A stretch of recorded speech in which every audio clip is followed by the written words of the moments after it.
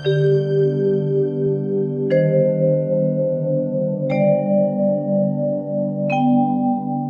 बात है पिताजी, आप परेशान दिखाई दे रहे हैं।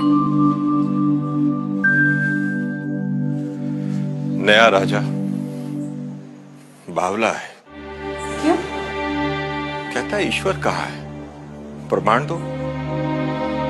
वह किसे देख रहा है, कहां देख रहा है, इस समय क्या कर रहा है। और नास्तिक है बेटा,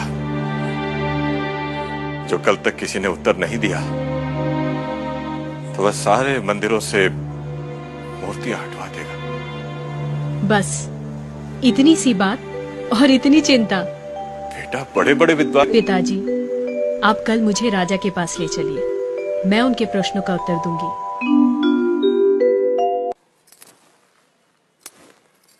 राजन, मैं प्रमाण देने के लिए तैयार हूँ, पर उससे पहले मैं कुछ चाहती हूँ। क्या चाहिए? थोड़ा दूध।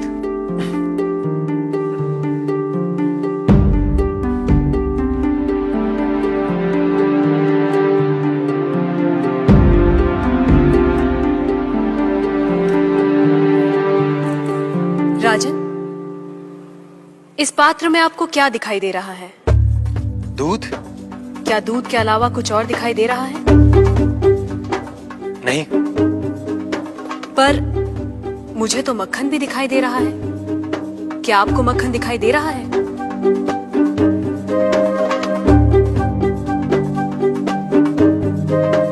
नहीं।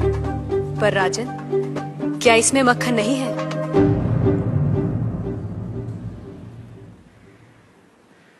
है। जैसे दूध के कण कण में मक्खन है, मक्खन के कण कण में घी है, वैसे ही ईश्वर सृष्टि के कण कण में भिन्न भिन्न रूपों में है, जो है पर दिखाई नहीं देता। जैसे दूध से मक्खन पाने के लिए उसे मथना जरूरी है, उसी तरह वेदांत के श्रवण, वेदांत का मनन और उसके निहितार्थ पर निरंतर ध्यान के द्वारा ही ईश्वर का अनुभव किया जा सकता है। राजन, क्या आपके पहले प्रश्न का उत्तर आपको मिल गया? मैं मान लेता हूं, पर वो किसे देख रहा है, किस ओर देख रहा है? क्या मुझे एक जलती हुई मोमबत्ती मिल सकती है? राजन, ये रहा आपके दूसरे प्रश्न का उत्तर। प्रकाश की ये लौ कहां देख रही है, किसे देख रही है?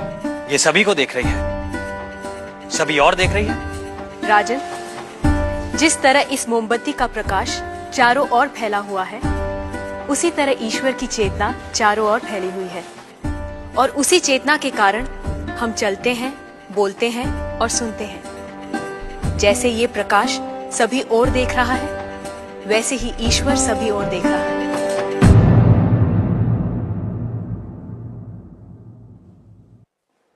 अब आपका तीसरा प्रश्न। वो इस समय क्या कर रहा है? राजन, इस समय मैं आपके प्रश्नों का उत्तर दे रही हूँ, इसलिए मैं तुम्हारी गुरु हूँ और तुम मेरे शिष्य। पर मैं खड़ी हूँ और तुम बैठे हो। यदि अपने प्रश्न का उत्तर चाहते हो तो तुम्हें मुझे अपना आसन देना होगा।